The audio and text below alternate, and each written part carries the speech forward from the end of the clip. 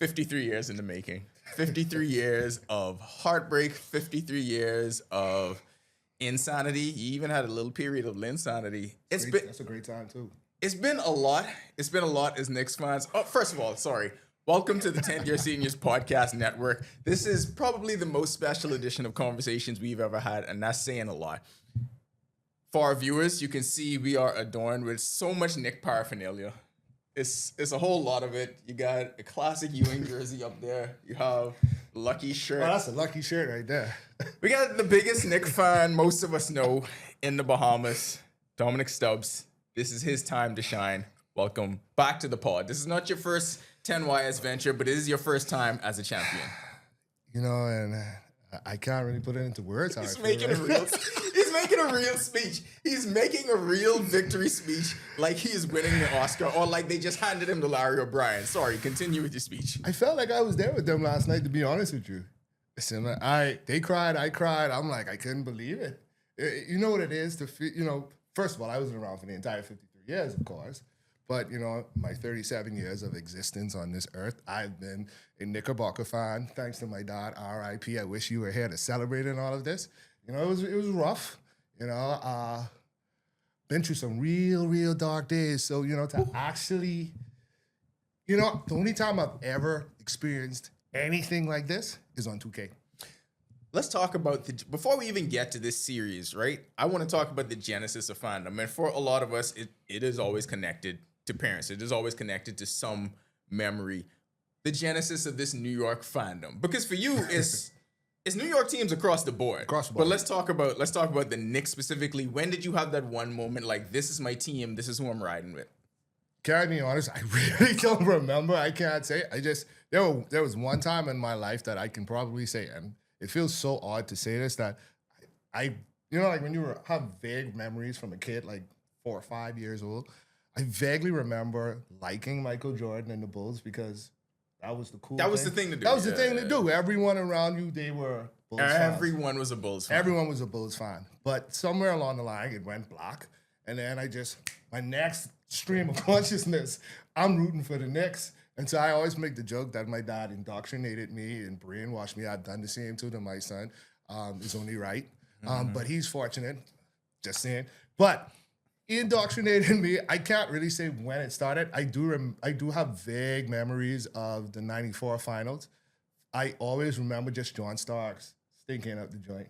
That's just it. And for clarity, John Starks for a long time was my favorite Knick. He was a lot of people, I think. Yeah. He dunked on the entire just Bulls. for that, and because it's because of his story. Well, I feel like at that age, a lot of us really didn't know his story. But like as you get older and you learn about it, and you appreciate it more. It's really an unlikely story. One piece of advice though on the whole indoctrinating the kid thing. See, I didn't do it. I didn't do it. I decided to opt out of it because I was like, I decided when I was a kid and I saw Dan Marino playing, you know what? I'm going to root for him. I'm going to root for the Dolphins. But it turned into decades of misery. And I said, I am not going to do this to my son. You are going to have freedom of fan consciousness. I'm not going to force you to be a Dolphin fan. What did he do? He ain't even really into football like that. He's just a baseball kid through and through. So I was like, you know what? Go out there and find your own. But I get it with the Knicks. I understand it, and I understand it because, well, here basketball is just a whole different thing, right? Yeah. So my basketball fandom kind of started like that. I remember my mom sitting me down to watch the Lakers in the playoffs because at that point, every Bahamian was a Laker fan. You had Michael Thompson and Magic. That was enough. Yeah. Everybody was a Laker fan, and this was, I want to say this was maybe like during the 91 run, but I saw them playing against the Blazers. And I was like, well, the bald-headed dude who never looks up when he dribbled and he could dunk just Clyde. like Jordan. Yeah, Clyde. So I was like, I am going to be a fan of this team because, like you were saying, everyone is a Jordan fan. I was like, I don't want to fit in with everybody else. I am going to go root for this guy. Also didn't turn out well. But that's where a lot of the fandom comes from. You stuck with the Knicks during this whole time period. We go from when we were growing up, the Knicks were a force. Yeah, they were. They were a perennial contender. You can at least, back in the 90s, you could at least pencil them in for the second round, like consistently. And as a matter of fact, they made a few Eastern Conference Finals as well. So, and they came close numerous times. But that once that run ended, and that 90s run was interesting because it went from that hard, rugged Ewan, Oakley, Mason, Starks. And then we also had the 99 run where we had... Hold on, don't go there yet. I want to stay here on the Riley Knicks for a minute. Who popped the rat? Don't do that. It's popped the rat. The Charles Smith play. Where were you? What do you remember? How did you feel? So with the Charles Smith play is one of those, I vaguely remember it happening. And I remember, same thing with Reggie Miller. I was young enough where I remember feeling something about it, but I can't remember the lead up. Charles Smith play, heartbreaking. Because like how many times are you going to go up? He had like 3 offensive rebounds or something like that. It was unbelievable. It's crazy. And honestly, it basically makes up what it feels like to be a Knicks fan. Like, yes. We have, like, that is a mic. There, Patrick Ewing finger roll, Knicks fan. Even if we go more recent, last year, losing to Halliburton in game 1 in the Eastern Conference Finals after we were so hyped. Like, we go on to the finals, and then we lost like that. Very Knicksy thing to do. So, yes, Charles Smith, I can definitely tell you about Reggie Miller. I hated Reggie Miller. Yeah. I hated Reggie. I still think he's overrated even as an announcer. Just saying, you know? He was overrated as a player and as an announcer. Okay. I mean, if you go and look it up, I mean, our generation has this attachment to Reggie Miller. Please go look up how many All-Star games and All-NBA teams he made. It's nowhere near as much as you think. Reggie got his name off of us. Let's keep it real. Yeah, I mean the Knicks is the big brand. The Knicks was the big franchise. He was the foil of that. He, like we was talking about before the pod, he had those legendary moments, and it propped up who he was. Let's keep going with the Knicks fandom. So you had the 90s, you had challenging Jordan, which gets you into rarefied air just off that alone. Yeah. But then you get to the late 90s and you get to a new era. So now Ewing is the elder statesman. Yeah, he didn't elder statesman. He was injured and wasn't even there. He wasn't even there for the 99 run. But you did have a finals appearance before that. You had 94. Yeah, 94. That's when John Starks had the bad game 6. Yeah. I mean, I remember thinking at that time, and like I said, I was really young, but I thought that was supposed to be the time that the Knicks won, and obviously that didn't happen. 99, I do remember very, very well. Yeah. You know, I was older then. And that was a magical run win in itself. The lockout season, coming back, being an 8th seed, and that Allen Houston shot is etched in my memory because my dad is a Heat fan, and he was watching that game, and he was on the edge of his seat. And when that runner bounced in, it gave Team of Destiny vibes, and that actually played all the way through. It did, and I remember that shot. My dad and I watched that together, and I hated the Heat. I still hate the Heat. Just to be clear. I mean, well, it's been a rough decade for you then. Yeah, I still hate the Heat. But I remember just Houston going down the lane, like floating it up, and it felt like that ball bounced on every part of the rim before it was at least 3 or 4 caroms. And beating, you know, not just beating our rivals, but being the second 8 seed to defeat a 1 seed was. I remember that, and then we went against Atlanta, swept them. We like ran through Atlanta. Then we had to deal with our nemesis. We had to deal with Reggie Miller, and because the Pacers were still there. Yeah, the Pacers were the team. They actually had that, and they had the following year when they had made the finals. And if I remember, they beat us too to get there too. Yeah. So it was a time. So this was post Jordan. This was literally the year after Jordan retired, after he hit the shot in Utah, and we made it to the finals. But if I'll be honest, I knew we didn't have what it take to beat San Antonio. But I think a lot of people were still iffy. First of all, because you only saw 50 games. Yeah. You didn't see a full season, and then the Knicks felt like the heir apparent because the last time Jordan left, they were there in the finals. You happened to run into Hakeem. Yeah. This time, no Hakeem, but you're running into what we didn't know at the time was the beginning of the Duncan run. Yeah, because David Robinson was just coming back from being hurt the season before. And that's the only reason why they ended up with Duncan. Yeah. A lot of people don't know that. The reason you get the Twin Towers is because David Robinson was out. He missed basically the entire season. Had he played there for any franchise, I mean, you just want your star player to be gone for a year, you may end up with another one. But Indiana did that. Yeah. Just didn't work out for them. Fair enough. Fair enough. But you had 99. Yeah. So again, See, the difference is with a lot of franchises, and we say it's a lot of heartbreak, but the Knicks had a whole lot of times and they were close too. Yeah. So it was enough to tether you and make you attached But as a real fan. and that's where the real heartbreak came from, because you believed in them. And I always make the joke, and as a Jets fan, I understand this quite well. But that's the difference, though. And people who root for the Dolphins here, because there's a whole big Dolphin fan base in the Bahamas, never have any of these moments where you could talk about being close. There's no Super Bowl appearances. There's no AFC championships. It's just a lot of misery. Fair. So, I mean, you had a lot actually, of good when you stuff. put things into perspective, that is very true. And this is early in your fandom. So as a kid, you get to see all these big moments. So you see your team come really close, even though they weren't winning. They always in the conversation, always relevant, always being talked about. So, I mean, you didn't start off on a horrible foot. And that's honestly what kept me around and kept me locked in. And so, you know, especially when you get in as, you know, when you're a kid, when you're like preteen into teen, you know, you're very passionate. Yeah. You start getting into these teams. And so that's what ended up happening. And so we had those runs where in my lifetime, I saw 2 finals runs and I saw a lot of playoff appearances.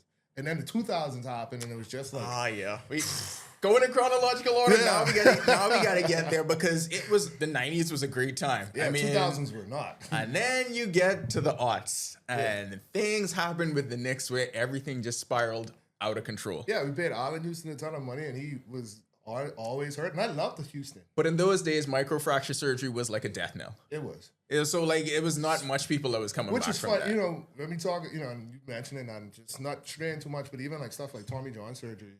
Like, I remember when I was like, oh my goodness, someone's getting a Tommy John, and now dudes are coming back and they throw it even harder sometimes. You could come back from Achilles injuries now. Yeah. Like that was a career ender. Yeah, sports medicine has advanced a lot, but back then, like Achilles, anything with the knee. So that was why Allen Houston, and his game was never predicated on athleticism to begin with. No. So you get that, but that was just the beginning of everything, right? We just made a lot of dumb moves. They became a punchline. Yeah, we made the McDice move. We traded for Antonio McDice. Again, he was pretty much washed. And as for explosive, and he was a guy who his game was predicated off his athleticism, his explosiveness, and we were trading for him after a major injury. Didn't work out. As a matter of fact, Denver benefited quite a bit from us. They got Nene out of that deal too. I always remember that. They got Nene out of that deal. And the funny thing is, Detroit ends up getting McDice at the end of his career, and he was able to play a perfect role just being a reserve bench guy who didn't have to do any of that, but veteran savvy was enough to actually help them. Yep. It was a lot, especially around that time. That's a very dark time. But the Knicks were never bad enough consecutively to really get those high draft picks that you covered. They kind of stayed. You kind of stayed in that no man's land that you never want to really be in. You didn't want to be there. No, and you never want to just be, like you said, in that no man's land or in purgatory. Either you're going to compete on your way to competing or rebuilding. But this is a glamour franchise. Yeah. The Lakers are always going to get the attention. The Yankees are always going to get the attention. So you assume that same thing is going to happen with the Knicks. Y'all did win off Denver once because you got Melo. Yeah, but you know the crazy thing about the Melo deal, and I've seen some videos about it recently. Melo was like, he told James Dolan, he was like, don't cut the team for me. And I remember at that time when we were talking about him, I was like, I don't like that we're giving up all of our pieces. You didn't. I know. And here's the thing. And this is no revisionist history here. In the moment, you were anti-Melo deal. I wasn't saying I was anti. I wanted Melo. And especially what made it worse is, at the time they were in New Jersey, but but the Nets, they were pushing hard too because they wanted to get, but they wanted to get that big name because they were about to move to Brooklyn at the time. So it was a lot of competition. I wanted Melo, but I also understood having Melo required us having a team around him, and he's not LeBron where he's going to carry the team by himself. Yeah, but you need one of them though. No, but sometimes just for relevance. Just for relevancy, and for clarity, I absolutely loved the Knicks tape era. That was the Melo era was the Knicks tape era, and I got some Amo. That's when Amo became. Amo was a Knicks fan at that time. He was just a Melo fan. He was just a Melo fan. That's all it was. He's following Melo. So he happened to pick up his stuff and walk over there because Melo was there, and he probably left the same time Melo left. He did, but he was around, and he was a real Knick at the time too. I'm just saying that Knicks tape era was fun. You know what? And this is the thing about when your team becomes, then they get on the big stage, you actually like having bandwagon fans because it feels good to have them around. Yeah, because and like even right now, like this entire run, like I didn't feel like, you can't be no Knicks fan. Oh no, you root for us? Come on, man. Like I have one of my boys. Like shout out to Keem. He's a Laker fan, but he was like, bro, I think it was like after we beat Philly, he was like. He's like, I'm hopping on your bandwagon. I couldn't. Y'all beat VJ. I couldn't. I just couldn't do it. Listen. I couldn't do it. Let me be very clear. Like, shout out to VJ. I think he's gonna be great, future MVP. He has the talent. Guy is great. But everyone was like, oh, you rooting against VJ? Hell yeah. I pledge allegiance to the Knicks. Okay, like I'm sorry. Like he's my countryman. I support him and all of that. But when it's against the Knicks, I can't root against my team. This is where I tend to differ because I used to have these very strong allegiances to these teams. Like I was the Blazer fan. I was the Dolphin fan. I was irrational about all that. I feel like I only have one piece of irrational fandom left. That's Kentucky basketball. And that's Kentucky basketball. That's Kentucky basketball. That's my last piece of irrational fandom, but I don't have it with the other ones. I don't know why. Maybe it's by virtue of what I do, because a lot of sports people really do have that, and they tend to say that. But I looked at the whole Knicks run, and honestly, I was jealous of it. I had not experienced this. I had this one time. 2012 team, Anthony Davis and Michael Kidd-Gilchrist, that team, when they won the national title. I remember that run. I remember that run. But I haven't had it, and I was jealous of the Knick fandom. Not the crazy people that was in the streets beating people up. They're not real Knick fans. They are real Knick fans.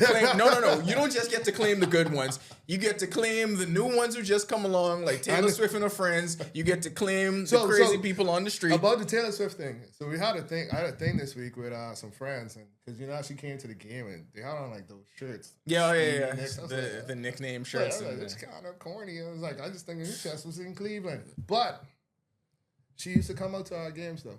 Like 15 years ago. Like 15 years. Nah, they have pictures. So I'm gonna blind her. I'm just saying, I'm going to let her live. This run belonged to Spike Lee. This belonged to Ben Stiller. This belonged to Timmy Tim, Timothy Chalamet, Larry David. So many of them. Tracy Morgan. This belonged to them. Fat Joe. Spike Lee got to get a ring, right? Oh, Spike has to get a ring. Because he was there in the trenches arguing with Reggie Miller. Spike Lee had the entire Knick fandom come down on him because they say, you caused 8 points in 8 seconds. That was your fault. I didn't really blame him, but people did, but I know some people did. People did. Yeah, but who's this rich black guy getting these seats? But, I mean, and that's the thing. For as long as I've been a Knick, Spike has always been a fixture. He's a guy. And like, I can't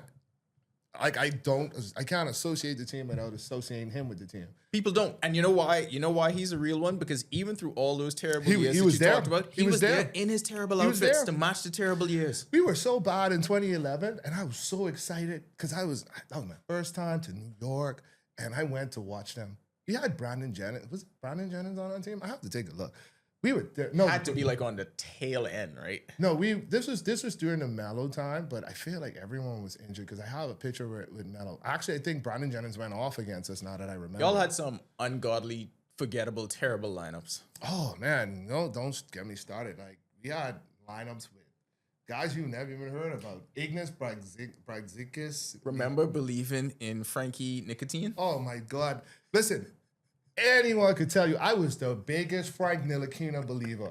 Okay, I had all the nicknames for him because like he was supposed to be this guy. Like he was this point guard. He played defense. He could pass the ball. I'm like, all right, we got a piece. And keep in mind, we have never had the last real point guard that I can say people really associate with the Knicks, and I'm maybe going way back. It's probably Clyde.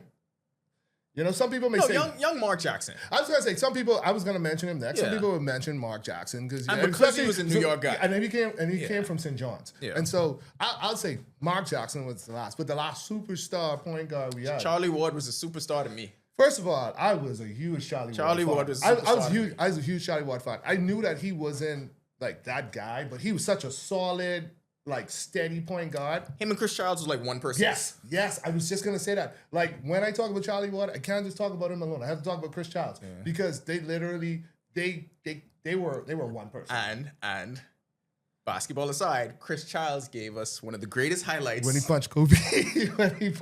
I love that play so much. It was one of the greatest highlights when he punched Kobe, in basketball history. It will live on forever, and they can never take that away from us. No, you can't. I don't care what they do. They can never take that away from us. That's an infamy. And then like, you have to shout out the fact that Charlie Ward was like a Heisman Award winner, and he played racist NFL. That's why I was rooting for his basketball career so much. I ain't gonna lie, because I was like, you know what? You could show them that you don't actually need them. You could go off and have a whole other pro career. Yeah. Go Charlie Ward. Yeah, I didn't like that, my guy, Charlie. Because, like, I didn't know who Charlie Ward was until I got older. I just remember him being a Knick. And I'm, like, being a huge fan of him because he was our steady point guard. I I like Charlie Ward. I always rooted, like, first of all, I knew who the hell Rick Brunson was. I didn't just find out. I didn't just find out who Rick Brunson was because he's Jalen Brunson's dad. As a matter of fact, it was more so like, oh, shit.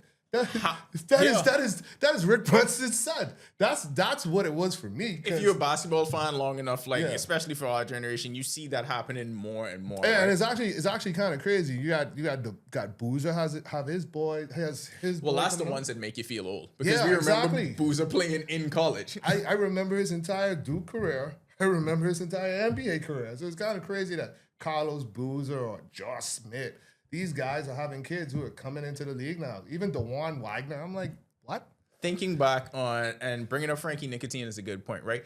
Who were some of the craziest nicknames? I mean, some of the craziest names that you remember having to believe in? Because, like, I used to have Pablo Prigioni. I was Pablo you took the words right out of my mouth. I was like, I had a friend who used to tell me Pablo Prigioni was going to take over this league. I was like, he is not Ginobili. Nah, but he was cold though.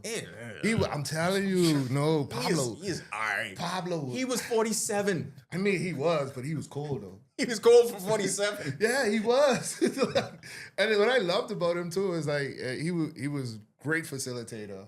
You could tell he was like a coach on the court. Yeah. And especially for those teams that we had.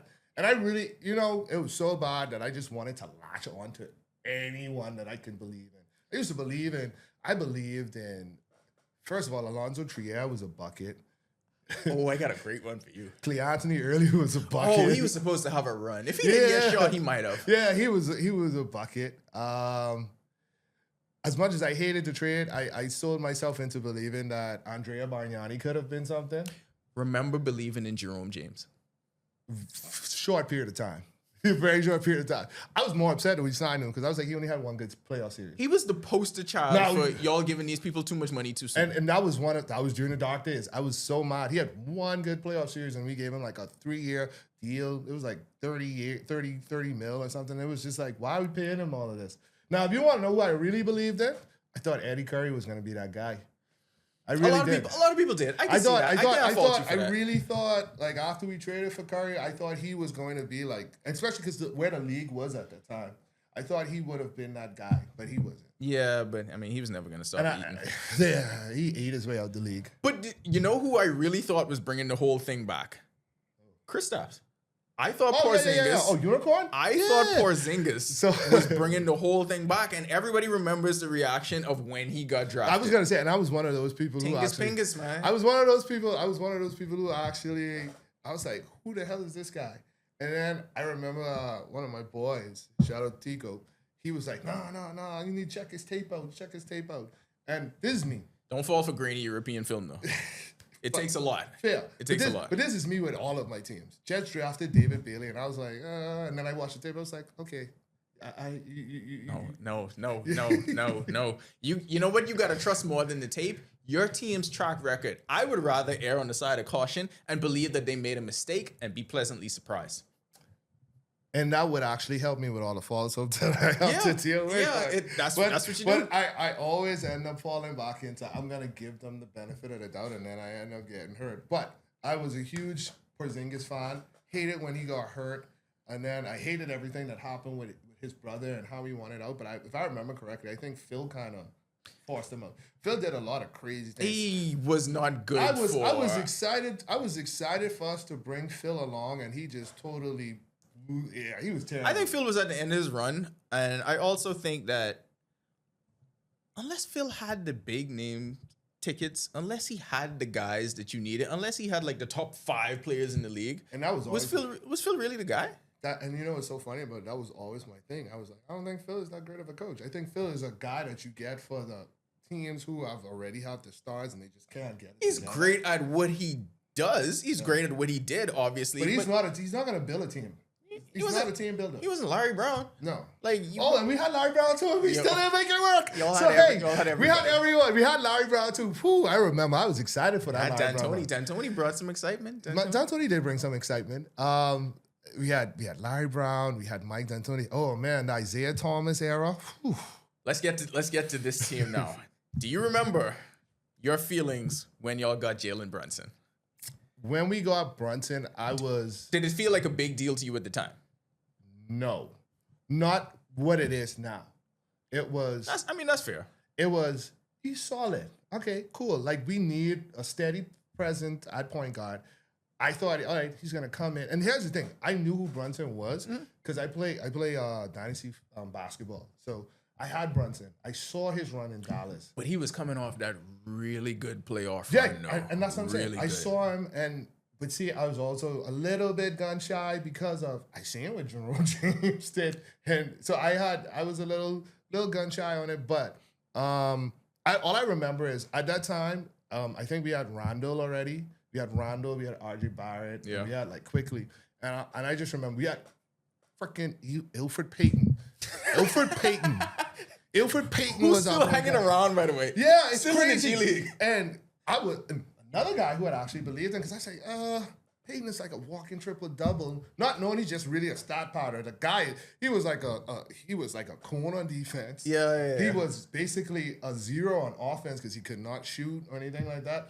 And I just remember like, okay, at least Brunson is better than Payton because this was also us coming off. I think we made the playoffs in like 20 or 21, and then we missed it. We made it like 1 year with Tibbs, missed 1 year, and then we came back with Brunson. But then it's also, okay, did he get these looks because, one, it's alongside Luka, even though when Luka was hurt, he had some of his best games. Is it because people weren't game planning for him and they didn't really know what to expect? That happens. And that was what my expectation was. I was like, I think like he got a lot. Like you have guys who are gonna step up. Guys, everyone in the league can hoop, right? All of these guys, some of these guys at some point they were star players on their high school teams. Some people would say De'Aaron Fox can't.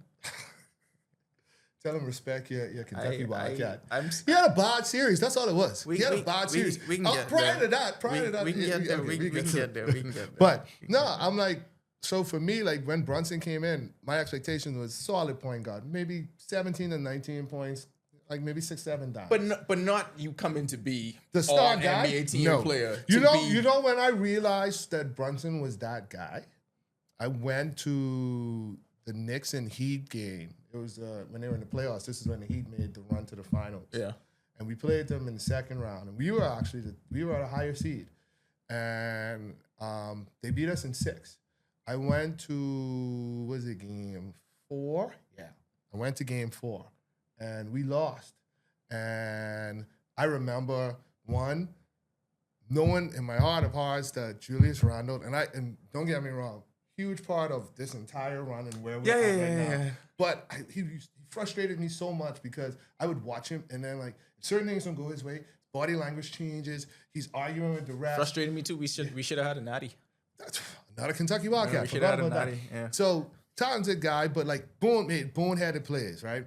And I just remember watching Jalen Brunson. I was like, this dude is just so poised. He's so calm. And like anytime he needed a bucket in that game, Brunson would take over. But when he started to take over, Randall gets in the way. Yeah, because, hey, this is about getting the next contract. This is about being the king of New York. Yeah. Ain't really about you coming here and getting that shine. Yeah, and that was the thing for me. I just remember, like, Randall, I'm like, you get in the way. Brunson is playing well, you get in the way. And that was when, and I saw it in person, I was like.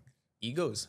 Yeah. Julius Randle was a lottery pick. Jalen Brunson, a second round pick who came there in free agency. That matters to these dudes. A lot of people don't know all of that stuff matters to them. So you coming on to this team, I mean, from Julius Randle's perspective, this was supposed to be my That show. was his. And in all fairness, when Brunson did sign with us, it was Randle's team.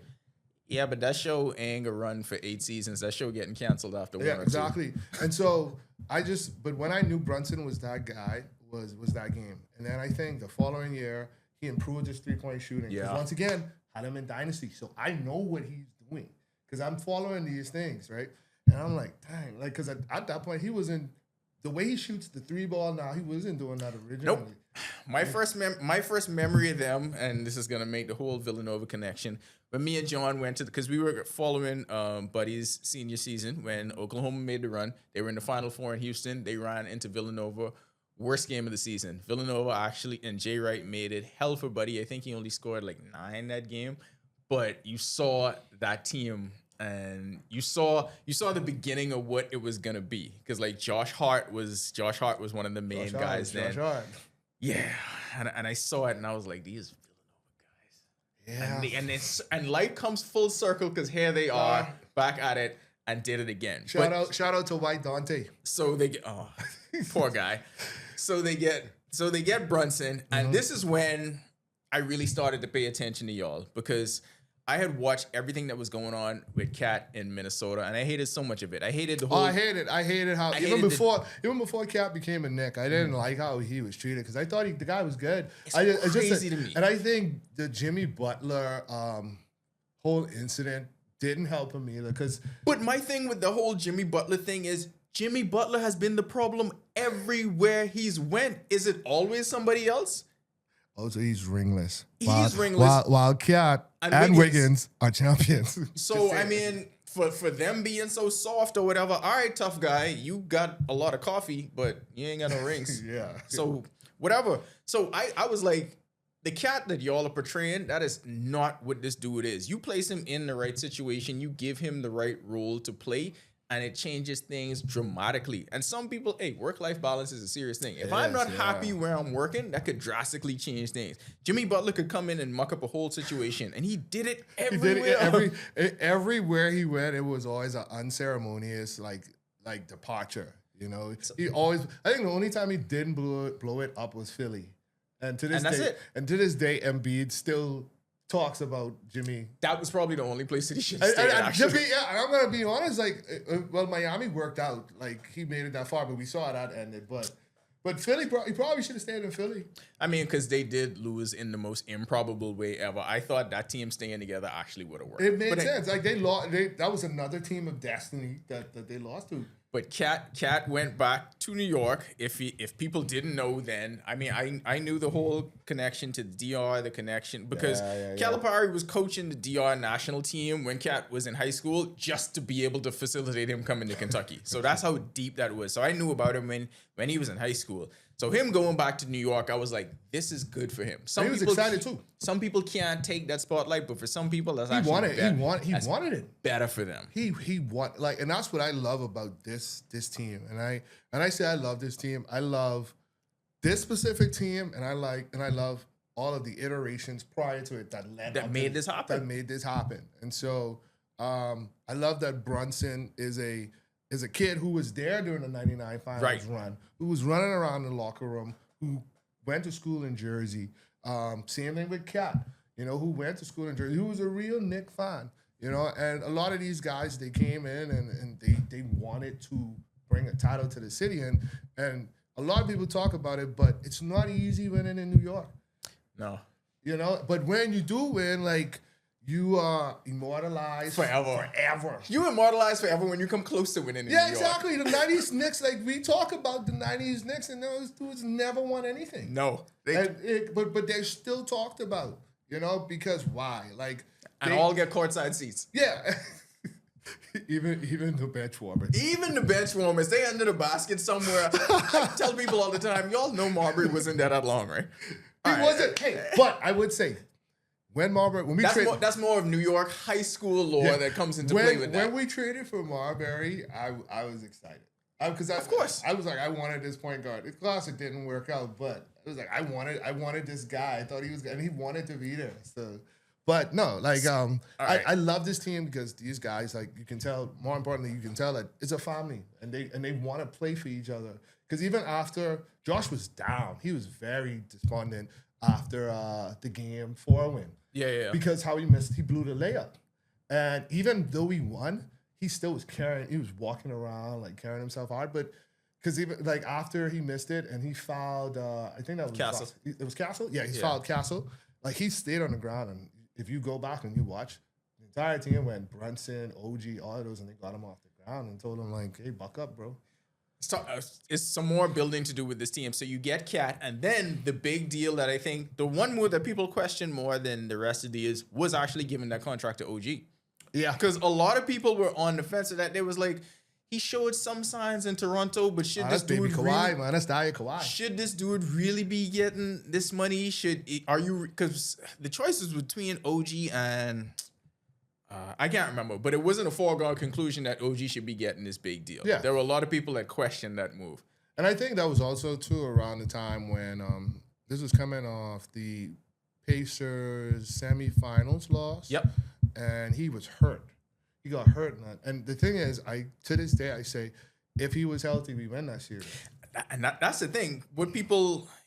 These things don't just happen right away. And I said this the last time we did the pod, but the Spurs skipped several steps. They did. New York went through this version of the Knicks, went through some suffering, went through losing the last 3 seasons. They went through getting there, creeping closer and closer, and then you finally get there. That's typically how it happens in the NBA. That's how you win. That's how you win. Not the KG, Ray Allen, Paul Pierce Celtics. They are probably the only ones that right away you form the team and then you win. And I hated that team because I hate Boston too. Yeah. But like honestly, or even the Heatles era when you put they didn't even win right away. Yeah, exactly. They lost the first one. That is true, and they had to go, and they went through some real adversity because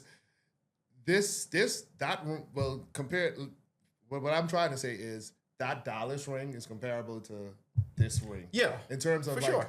Like no one really saw it coming, and it was just such a great run and it was a team run too.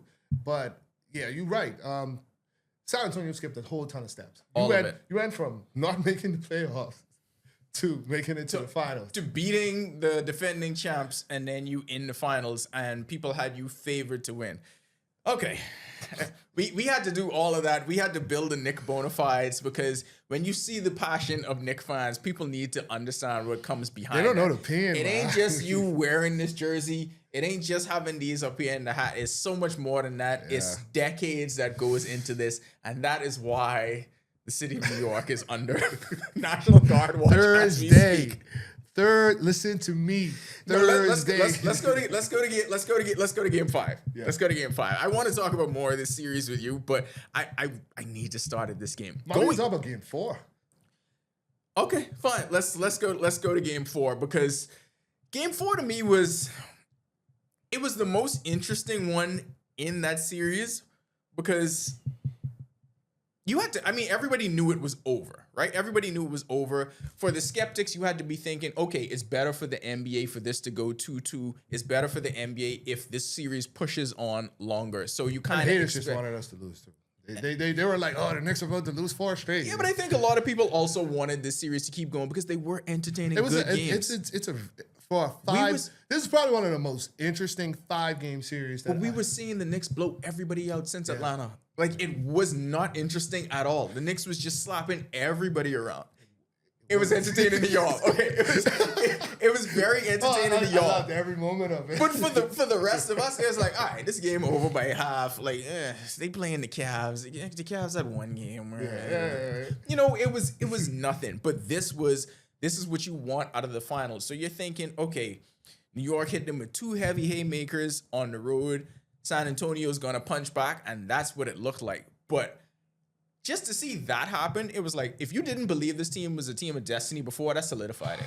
So I will be very honest with you. Your thoughts down by 29. Take me in that moment. Honestly? Yes.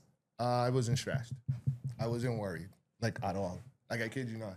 I told people. Was this because of game 1 against Cleveland when you came back from 22? Yes. Okay. It was because of game 1 against Cleveland. It was because every prior series that we were in, whenever we were down, and on top of that, I watched this team during the regular season. I watched this team last year, and it's basically it was the same roster, right? So we saw what they did last year against Boston, winning 2 on the road by coming back in probable fashion. Like no one saw it, everyone was shell shocked. So I'd already seen the song and dance. And then even when we were down against Cleveland in the Fort, I wasn't stressed either. It was like they're gonna make a run, and then I'm gonna worry. But through it all, like even in that 29.1, I was not stressed. As a matter of fact, I told people I can even pull it up and I'll show you. I went to Amo. I said Amo, because he's a degenerate, right? Yeah. Yeah. So I said Amo. He was so hurt he didn't do what you were about to say right now. I said Amo. I said, go put something down on the Knicks. And they said this at halftime. Yeah. I said, go put something down on the Knicks. I see it's plus 2,200. Just throw something down. You know what I thought was going to happen? I knew New York was going to make a run because the way the Spurs were shooting, if you just know metrics and if you just know numbers, they could not maintain that. Exactly. They could not possibly maintain that. And I kept saying they're going to cool down. And you already had the history of looking at the first 3 games where they would build a lead and they let it slip away. So you knew that was going to happen. I still did not expect it to go to that extent. I was like, this is gonna, because you know what happens a lot in basketball when you got to come back from this big lead. You exert so much energy. You can't finish. You can't get over the hump. Yes. Like I was like, y'all would cut it to 6 or 7, but then they would pull away, and then that ends up happening. To be honest, that happened in Game 3. I thought that's what was going to happen again. But when you see the Spurs take 8 threes in a row, when you see. It's just a thing about basketball where you're getting no easy shots. Mm-hmm. Everything is difficult. Everybody looks like a deer in the headlights. Nobody wants the ball. It's hot potato. It's Wemby doing the slow crossover where a cat always getting his hand on the ball and he can't get a jump shot up. Or he has to change that jumper mid-air and try to pass it late. It was all of those possessions and you're like, oh, they are going to let this thing slip away. Yeah. They are going to fold every single time. Yeah. And that takes me into Game 5 where they were up by 60 and it was 31-15. I was sitting in a room full of people and I was like, it's an absolute guarantee they're about to blow this. We've seen it every game before this. Them being up by 16 means absolutely nothing. It means nothing. And to be honest, like I said, I watched the team all season. Watched the team last year, basically all season too. And so there have been some regular season games where we were down. And it was like, oh, and you make a run. It's like, you gotta win, And so they had already conditioned me to expect that. And I told a lot of people, like, when they asked me, they were like, do you think y'all gonna win? And I was like, yeah. Because I knew how we matched up against San Antonio from the regular season and the NBA Cup. And I knew that was a different shout out to the Cup, by the way. Yeah, by the way, Cup champions mean a lot. Just so you know, we are the only team to complete the historic double where we are the NBA Cup and the NBA champions. Just saying. You have to put this team down in history. The Cup means something. I am a big fan of the Cup. The Cup means something. It makes you play for something in the middle of the season. And more importantly, it makes you play for something. And you can see the guys actually want to play too. And it has seemed like it's been a good predictor, by the way. It has, because you look at, because didn't OKC make it to the Cup finals? You had the Pacers do it, and then the Pacers ended up making to the finals, and then you have the exact Cup championship game become the finals. And this is actually what Silver wanted, because he compared it to what they do in Europe in football, where you have the league and then you have your cups, like your cup tournaments. And, winning the league is obviously going to be always the number one goal. But winning those cups, like, fans, like, they're excited, like, we got a trophy. We won something. Yeah. And a lot of times the teams who are playing, the teams who are going to be at the end, either 1, 2, or 3, sometimes in the league standing. So, Charles, this is one of the things that one of the initiatives that Adam Silver implemented, and it worked. I know you expected it, right? And I know you said, I know you got the receipts that, we coming back in Game 4. But you could say that and you could believe it. But to actually see when OG gets that tip. I was screaming. And y'all go up 1. I was screaming. My voice was hoarse by the end of the night. I legit, I have voice notes where I barely had a voice, because I was just like shouting and screaming, and I was sending a lot of expletive filled voice. Yeah. I said, whew. I had a lot of people who were like, y'all ain't coming back. I'm like, I bet. Receipt. And every single one of them I answered back. Because y'all needed like 30 things to go right. And we got all 30 of those And all things. 30 of those things got right. The improbable, well, you needed some untimely players from De'Aaron Fox, but that's neither here nor there. We're not going to talk about Fox that The way, improbability of the tip being that perfect. The improbability of just leaving the inbound. First of all, everybody that went through Kentucky basketball should know you never leave the inbound player because that's how Christian Laettner was. Yeah, I was waiting on you. Anyway, if anybody knows that, see, that's the problem with one and dones. They don't look into the lore and they don't actually do their research in the history. Yeah, he had some brain fart moments. He did. He had some brain fart moments. But the feeling going into game 5, because honestly, I was like, you know what? That's the Knicks celebration right there. Like the feeling going into game 5, did you think, okay, we just about to end them because they got nothing left mentally, or we coming back to win this in New York in 6? So it would have been really nice to win it in New York at the Garden. Yeah, but finish it. But for me, and anyone can tell you, I was like, nah. People were like, oh, you don't want it to go, in the Garden so you can get. I was like, nah. No. I said, I don't even want to give them. I said, you don't play with your food. And see, like, for us, like on the outside, we want to just see the series continue. Yeah. But if you're an actual fan, no, you want this to be done right away. I was like, nah, I want to stay on this. Going into game 5, I was this close to flying out to go. Because I was like, they're going to win. I said, they're going to win and it's going to be a big celebration. I'm like, I want to be there. And it's easier to get the Spurs ticket than it was to get I wanted to go to New York. Oh, you wanted to just be in the city? I just wanted to be in the city when it happened. All right. I wanted to be in the city when it happened, but it didn't work out. Like I didn't. I had some other things that I had to put in place. But I just remember being like, we're going to win tonight. That was my feeling. And then like during the day, they're like, oh, Red Holtzman's Red Holtzman win record hanging up in the rafters is 613. Oh god. Yeah, it was like, oh, it's 613. And then they found an old Jalen Brunson tweet from June 6th. I saw that. Yeah. The first time when I saw that, I was like, 16. Is that AI? Yeah, like on June 13th. No, it wasn't. It was like one more win. And so at that point, everyone was like, yeah, like it's predestined. We're gonna win. And more importantly, and like this is where like my wrestling stuff kind of bleeds into like my Knicks fandom because this felt like it. Dan Hausen. I don't know if you've been following that. Yeah, Dan. So for those who don't know, Dan Hausen is like this comedy character in the WWE. He's like a clown, vampire, some kind of weird guy, but he curses people. And within the WWE, if he curses you, bad things happen. Rey Mysterio's son, Dominic Mysterio, was like the Intercontinental Champion, and he cursed him. He's like, you're cursed. That very same night, he lost the IC title. There's other stuff where he cursed people and like pyro went off. So he's like this era's version of Lil B.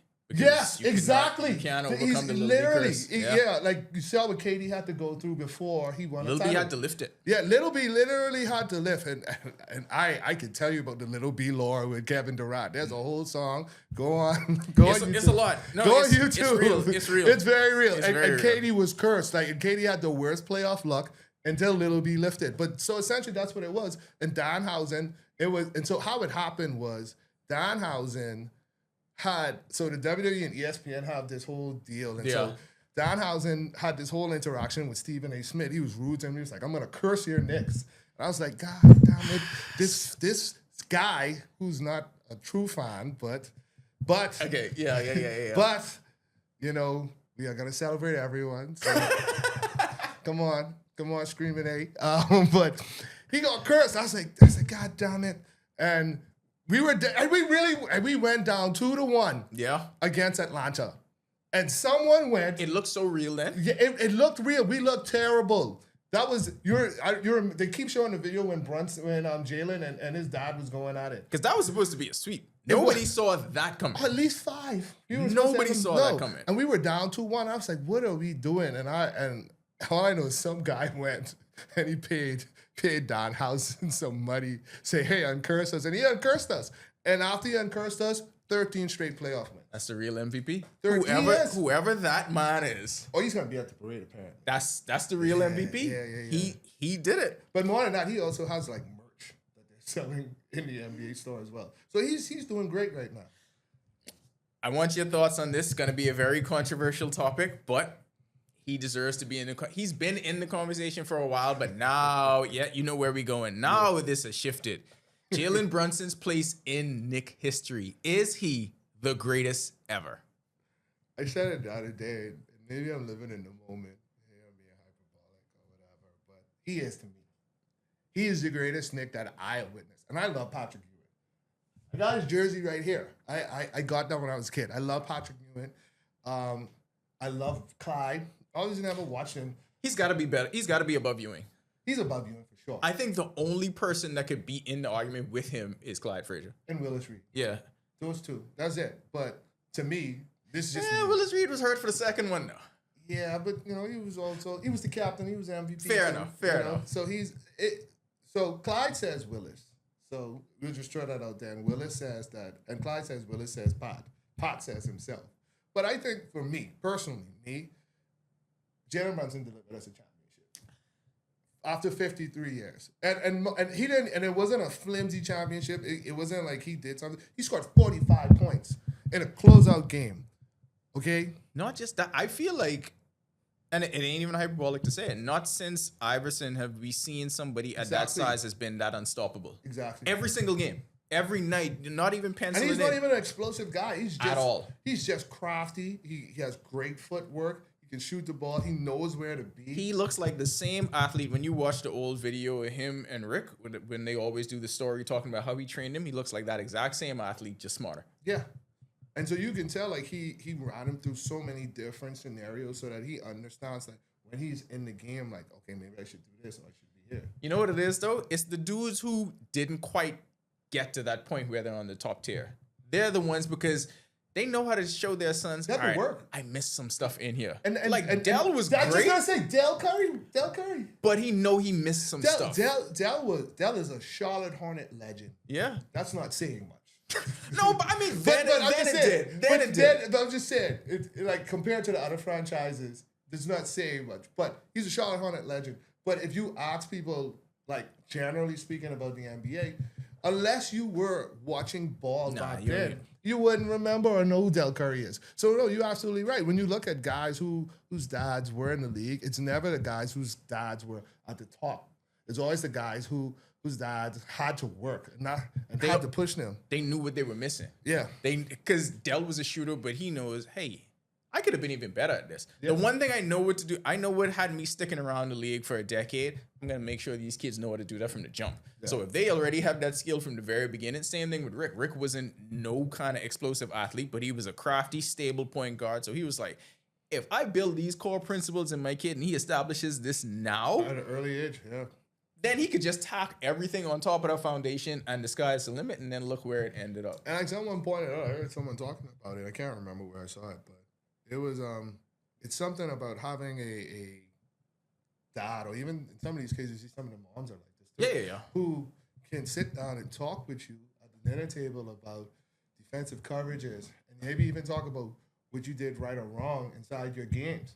And so all of that is now you are building that knowledge base for when they go to the next level. Because the leadership that he has, I mean, just the fact that he never took the bait with anyone in the media, he never takes the bait with anyone on the court, which is amazing to me. The way he handled himself after Wemby threw him down, which should have been a flagrant, by the way. Just throwing that out there. Listen, okay.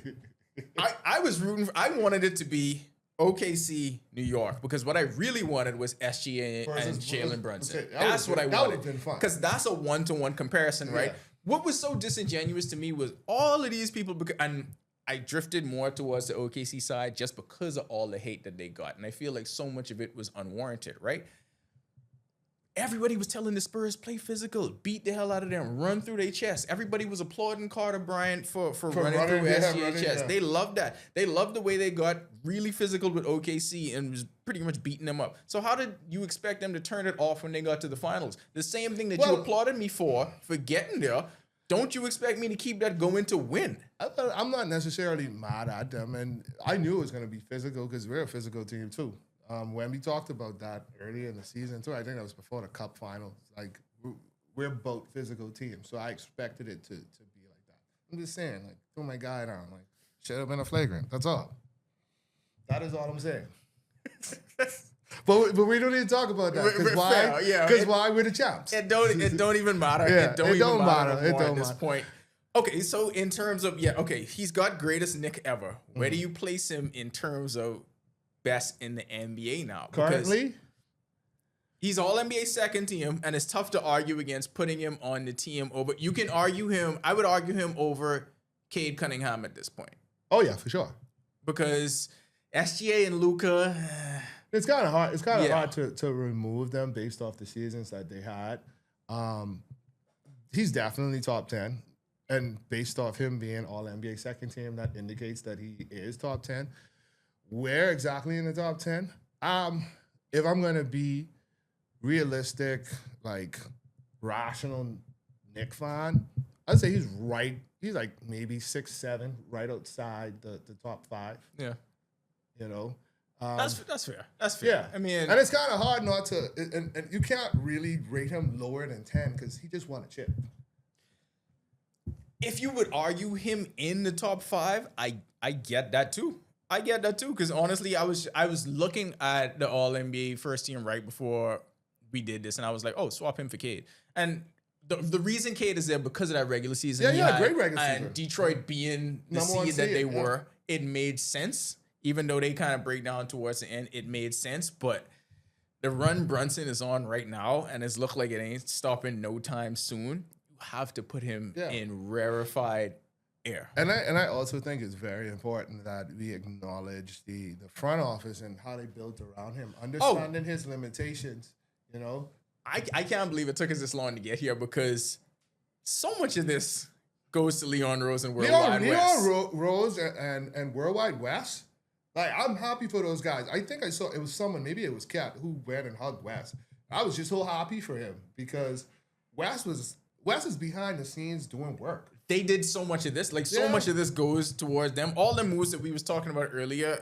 Those were all Leon Rose and West. Like, Leon Rose, like, up until Leon Rose came, I want to say, at least in my time that I can recognize, the only other time we had competent front office leadership was when we had Donnie Walsh. Yeah, Donnie Walsh was good. Donnie Walsh was good, and only because Dolan undermined him, and that's the thing. And we could talk about Dolan too. I could like you all, but dog, I can't. Yeah, I can't. Listen. We're not gonna talk about what Dolan did in Game 3. We're not gonna talk about how. And then that.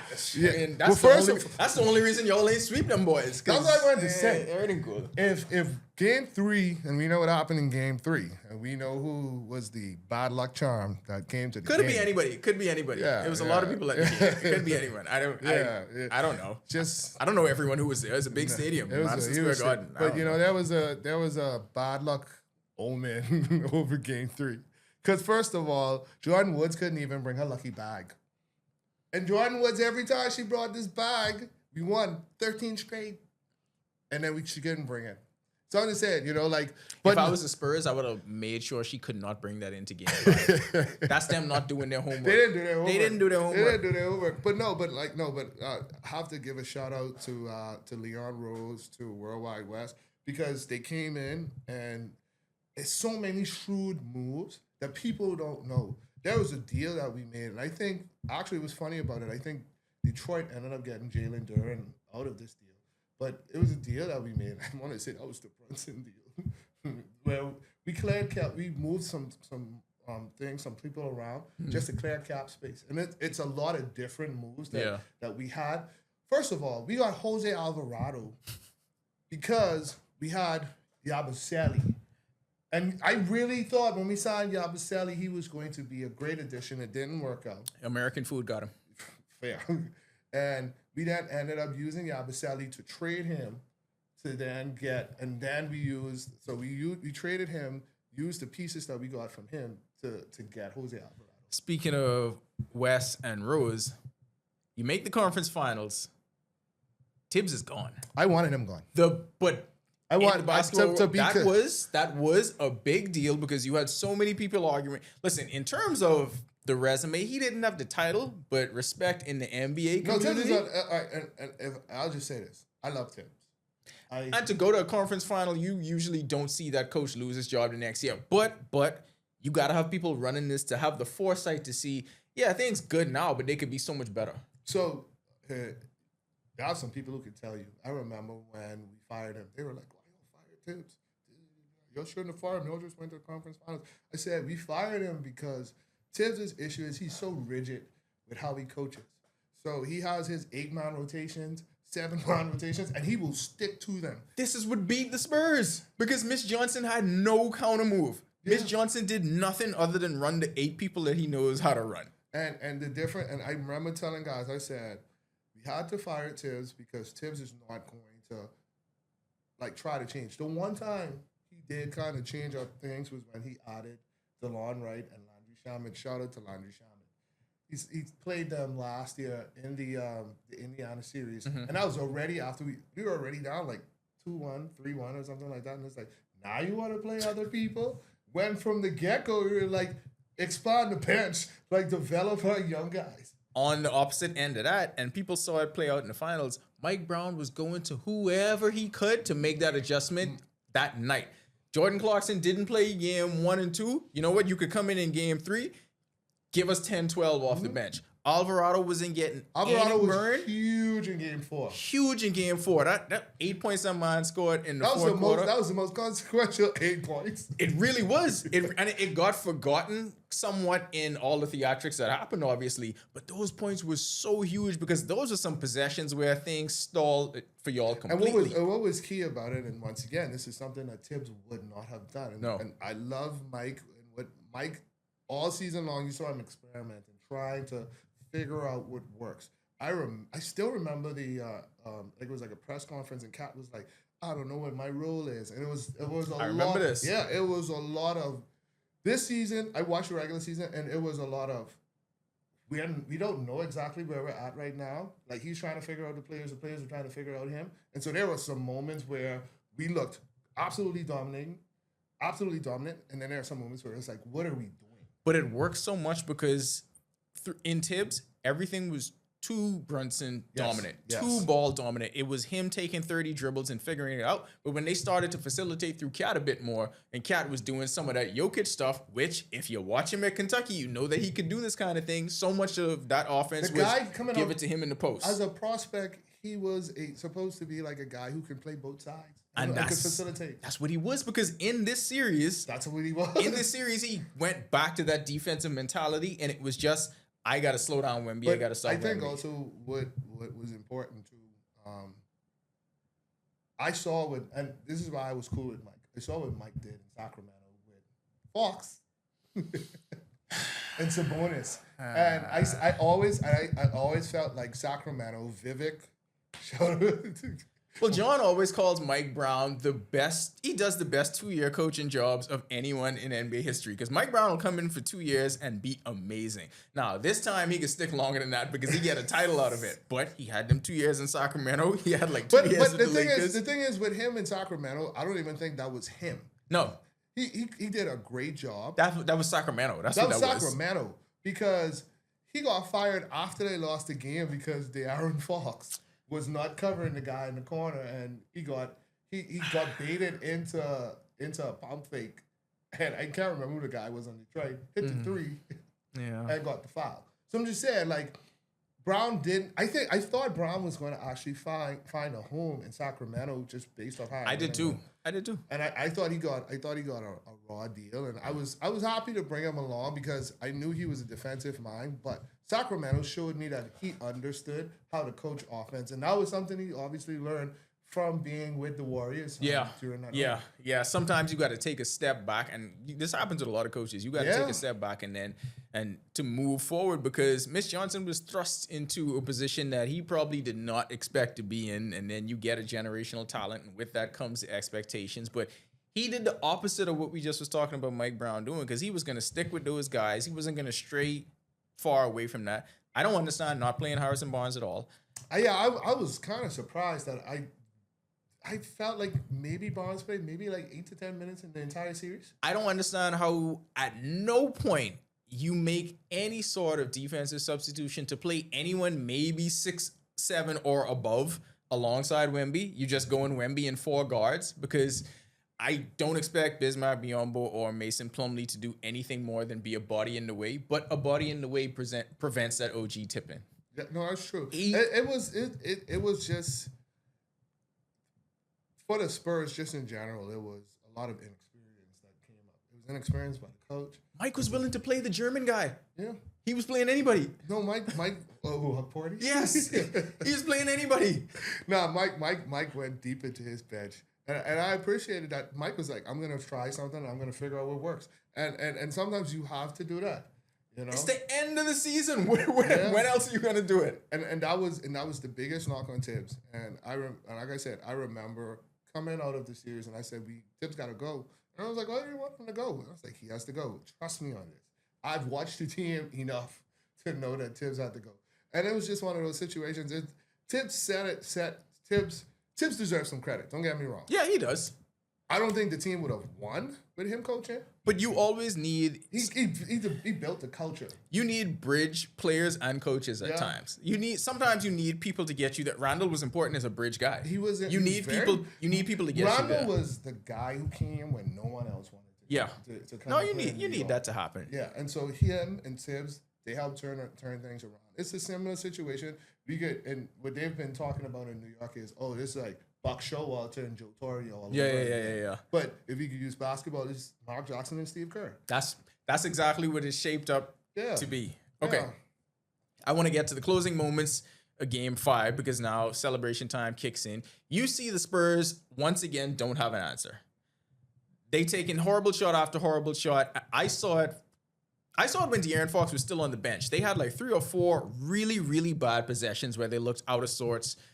Johnson brings Fox back in. You can tell he wants to have the redemption moment, but he bricking jumper after jumper. He missed that corner 3. He missed corner 3s. He missed them coming off the pick and rolls at the top of the key. He was missing everything, but nobody else was willing to take the shot. No. Wemby wasn't doing it, and you see it falling apart. Take us into that moment there.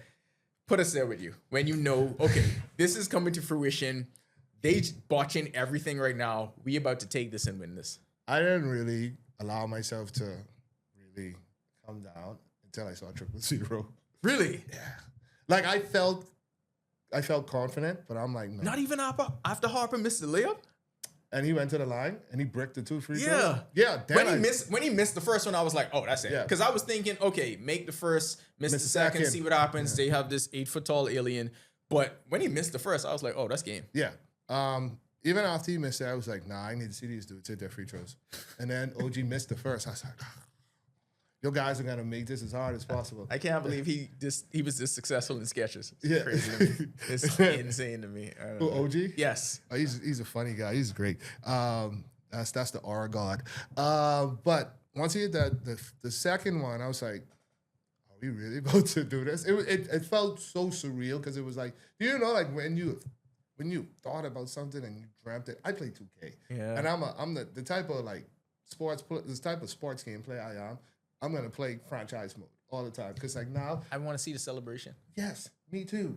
And so I'm like, I'm never gonna see this in my head. I'm never gonna see this in real life. So I'm gonna make this happen on the game. I do it with the Jets, do it with the Knicks, do it with the Yankees. Yeah, I may never see it with the Jets. At least I can say the Knicks. At least I can say in my life I've seen it with the Knicks and I've seen it multiple times with the Yankees. Yeah, the Yankees have given you a lot. Oh, yeah. The Yankees gave me a lot, but they also gave me one of the worst moments. And I was in school. I was in high school when Boston came back from 0-3 against us. Oh yeah. Yeah, I had people who didn't even watch baseball. But that's how big that's how big of a deal it was. is. And so yeah, I've had my moments with all of my teams, but I'm like, and I watched that call, the final call, and I absolutely love. And for y'all who don't know, Mike Breen is actually the Knicks like home announcer. Like so, whenever we're on MSG, it's Mike Breen and Walt Frazier, and so I could tell how excited he was. Mike was to make that call. You know, and even right now, I'm still getting a little bit of goosebumps. no, you still have to. You listen, y'all deserve to feel that way. Y'all got to talk. I y'all cried. shit. I legit sat there and I cried. I cried for a few reasons. I cried because one, I was like, wow, Yeah. this is real. Two, I cried because I've been through so much with this team, and it's like we actually are champs. Like I got teased. Primary school into adulthood. You a Knicks fan? Like I have people in there like, y'all ain't gonna win nothing. Like, trust me. And then the third reason I cried is because my dad isn't here. Yeah. And so it's like, man, I really wish he was here to celebrate this. But I cried because like it just felt so surreal as a long suffering fan to actually see your team finally do it. And so Game 5 was amazing. I just sat there like with my thoughts, and I just was like just watching them and watching the guys and watching how excited they were. And yeah. But I really want to see Becky Hammond though. I like how you went deep and emotional and cutting and making people connect and ended with, I still got some shit I got to talk. I want to see Becky Hammond though. I just want to, it is kind of poetic that, Jalen Brunson, scored 45 in a closeout game in the same arena where her jersey is hanging up in the rafters. I'm just saying. Couldn't write a better script. The closeout game from Giannis against the Suns and this closeout game here is two of the best that I've ever seen. Because it was two guys who just willed their team to victory. That's all it was. Like my mom, she don't even watch ball, but she been following it because of you. I know what it is. When you are a super fan, the gravity of that just pulls people in. I know most Bahamians don't care about college basketball, but when it's March, I force people into paying attention. I clowned you one time too when KU. We had many times. Yeah, I clowned you one time. We had many times for. No. But it was one time when Kentucky and Kansas played too, and I was like, I told you like rock chalk. But I know but you understand, like if you're a super fan, the people who are in your pull, Yeah, they got to. They become connected to it. And so my mommy knows, like my family knows. They were like, boy, and all of them say, boy, if your daddy was here, because we would be in that house and we would just be loud, just like. Does your son know about what happened? Does he grasp it? So he's 2. But that's enough to know. He's 2. I will tell you this. Game 4. So every night, every time we're about to play, he knows like we're gonna put on. He's like, Daddy, basketball, right? That's what he calls it. Like he sees his jersey. Here's a Brunson jersey. Got it for him when I went to the Knicks game in January, and so he knows. So I told him, I said, hey, this is basketball, and so everything is just like basketball, and so he'll see the Knicks logo, basketball, and so he would. So since the playoffs started, so what I used to do when I was a kid, before every game, and if I had to go to bed and I couldn't watch it, I would wear that jersey, like to go to sleep in, like supposed to bring them good luck. And so for him, like now, I'm like, okay, let's put on our jerseys. And so he would put. That's a part of the routine. Yeah. And so he would tell me sometimes, he was like, Daddy, basketball. And so last night he was asleep because I had him up basically midnight of Game 4. I gotta question this. Yeah. I cannot believe you let him sleep through the most pivotal game in New York history. I'll explain. He could sleep the next day. He ain't gotta study. No, but I'll explain because I had him up for Game 4. And we shared in Game 4 together because I tried to put him to bed. I got loud. He didn't really want to sleep yet, so I was like, I had to go grab him. I was like, come on. This is like when I was trying to put him to bed. I think we had cut the game down to 15. So I'm like laying in the bed trying to put this dude to sleep, and I'm like still like following on my phone. And so I was getting tired. I said, hey, buddy, I know you ain't trying to sleep yet, but you don't have to lay in this bed by yourself because I'm going back to go watch the rest of this game, and I'm getting loud. I hearing him in the room. I was like, let me go grab him. And so I grabbed him, and like we watching the game together, and he's just like, he loves when I get loud. I'm like, because he said, now he knows, like, let's go is my thing. I was like, let's go. And I'll hear him randomly, let's go. That's his connection to it. So that's what he's going to remember. That's all. I just wanted him to be in the moment. Oh, he is. Because the same way that you have the memories, that's what he's going to remember. Well, we don't know what the Knicks will look like in a couple of years. Yeah. But his earliest memories is probably going to be this right here. So, no vulnerable moment here. I love having those moments with him because it's like I get to relive moments with my dad. Yeah. But instead, I am now on the other end of it. And so it's pretty cool. And so, like, when he got up this morning, I told him, I said, hey, buddy, the Knicks won. I say, we the champs. And so he was like, say, we the champs. And so he would pull on his jersey. And so, You know, I love it for us because when he gets older, he'll have these photos, and I can tell him, even if he doesn't remember much, I can tell him You got the stories. Because like I said, like you were there for that. Yeah. You were there for that. But last night, I didn't want to wake him up because since I had him up past 12, he hasn't really gotten his sleep schedule back together. Right. And he has been like a terror. But worry about the sleep schedule the rest of the summer. This has been 53 years in the making. You could sleep later. Honestly, though, I wanted that moment for myself. I get it. Like right now, I don't need you to be asking Daddy why you crying, you know. Let's talk about the moment you're about to have for yourself later this week. What do you expect out of this parade? Because you are kind of walking into Bedlam? Probably a dystopian future none of us are prepared for. I actually think it's going to be more utopia, you know. Everyone's just happy that the Knicks won. You know, you got to have some hooligans, I'm sure, but overall, like, first of all, New York City right now they're like the only part of the U.S. that looks like they're having fun. Think about that. They're the only part of the U.S. that, first of all, shout out to Mandani. You know, like, everything is going right for him.